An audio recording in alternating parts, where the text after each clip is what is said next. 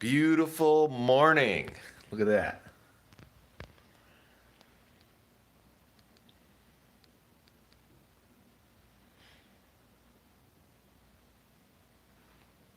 It's we're in probably the greatest land on earth, man. We really are. We have so much opportunity, and we have opportunity that they just don't have anywhere else. I mean, no matter where else in the world you go, just about, you don't have the opportunity to get up, decide what you're going to do today, and you know, make something of your life. And really, make some changes and do things that are awesome.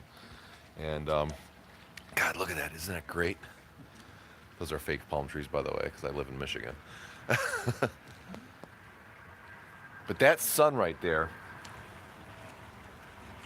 that sun's only going to rise about 90 more times, not only this year, but this decade.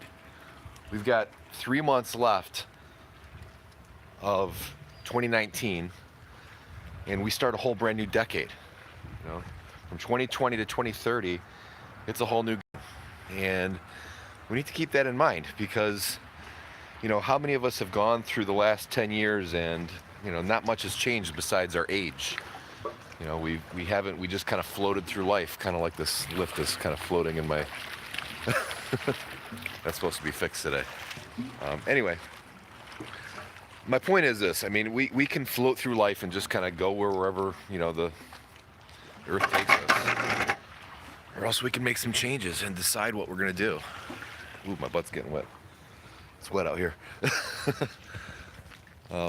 And I'll say that it's been a huge game changer for me. And I'm just going to tell you about, actually a little over 10 years ago, I was at a party and can't see nothing. Ugh. Not too pretty in the morning, am I? I was at a party on a boat and we rode back from, I forgot where, it was somewhere over there, and went somewhere over there.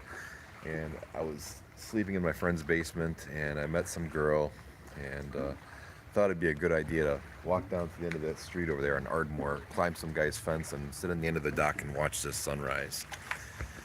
And I watched that sunrise right there just about 10 years ago. And I was homeless, I was squatting in my buddy's basement at the time, and I was telling myself, man, how lucky these people are that live in these houses that get to wake up and see that every day, And over the next few weeks, I really started thinking about a lot of things. And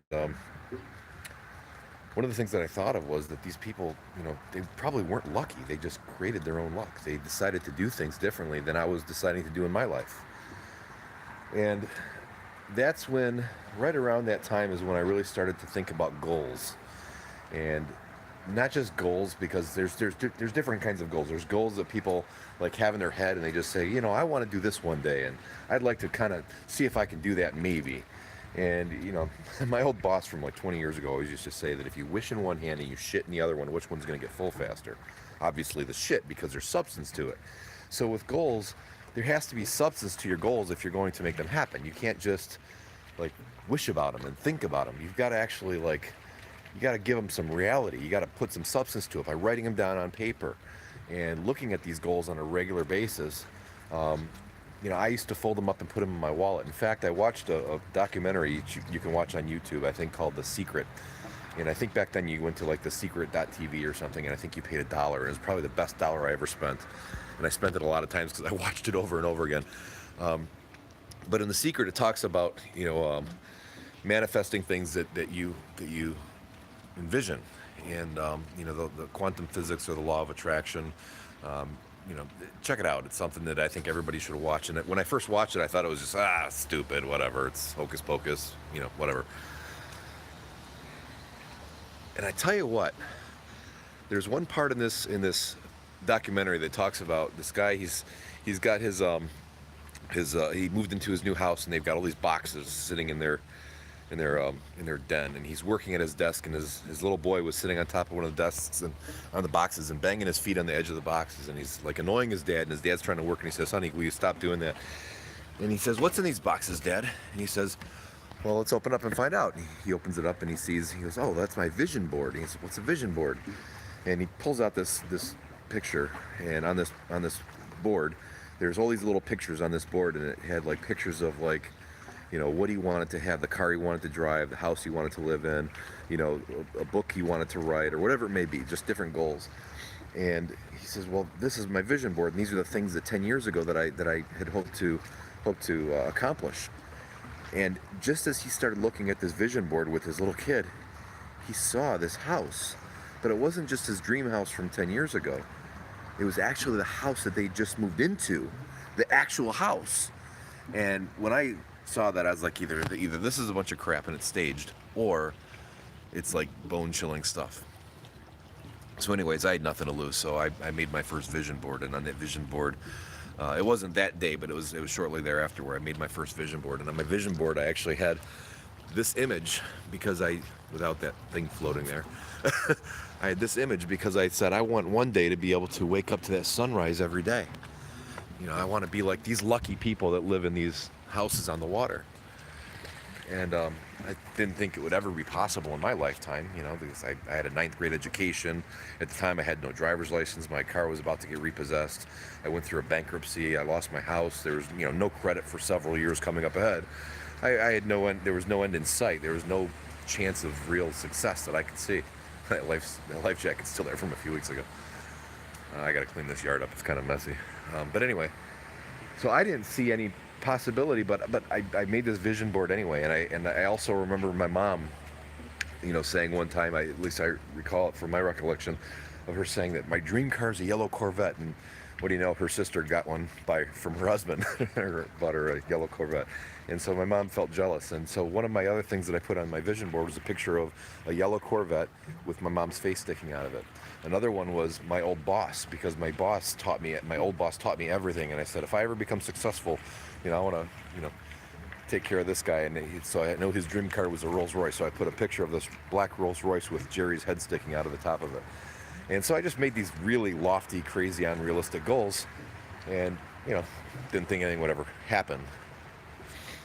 And little by little, a lot of the smaller goals started happening, as far as with sales and with my company and things like that. And I couldn't believe that these things that once upon a time were impossible started to occur. Now, over time, the more I started exercising with the smaller goals, the daily goals, the weekly goals, and some of the monthly goals, I saw myself gravitating closer towards some of the long-term goals that I thought were completely unrealistic, and then some of the really extravagant goals that were grossly unrealistic. Well, this is less than 10 years later. So at the start of 2010, this last decade, I was homeless. The difference was I just made some choices, and I wrote them down on paper, and I put some substance to it, and a lot has been accomplished. I mean, an awful lot. I get to wake up to that view every single morning, and believe it or not, it's actually prettier in the wintertime, because every morning those clouds are different. Well, in the wintertime, that lake thaws and freezes again, and snowdrifts hit it differently, so you get a different portrait on the top and the bottom every single morning. And it's one of the most magnificent things you can ever imagine. I don't understand why people spend so much money to live on a little tiny lake that you can throw a rock across, when you can live on the east side over here, east side, and and not be able to see the other side. I mean, it's just awesome. But it's just beautiful, and it's a dream come true. And it wasn't a dream, though. It was a dream until I eventually put it on paper. And my first vision board was a life changer, because when I started seeing how those things can be accomplished, I mean, it's been awesome. So my challenge to you over the next 90 days, there's like 90 days left in this decade. Sorry, I'm not as good as Ty Lopez with these selfie videos here, but the next 90 days, think of what you want to accomplish in the next decade. You want to have racked up in, by 2030. So you got 10 years. What are your 10-year goals? But I really challenge you to write them down on paper, and I'll show you on another thing up ahead how to actually put them down and the way I do them, because I look at them every single day. But think of the things you want to accomplish. What kind of car do you want to drive? This is my this Rolls Royce I actually bought from my boss, the one that I had on my vision board, Jerry, with a little Rolls Royce and his head sticking out. And I'm actually giving him that next on the 11th. I'm having it shipped down to Arizona, where he lives, and and I need more room in my garage because. And then my first dream car was a Cadillac CTS-V, which I love that car, and it's one of my favorites, because it's my first vision board car that I owned for myself. And then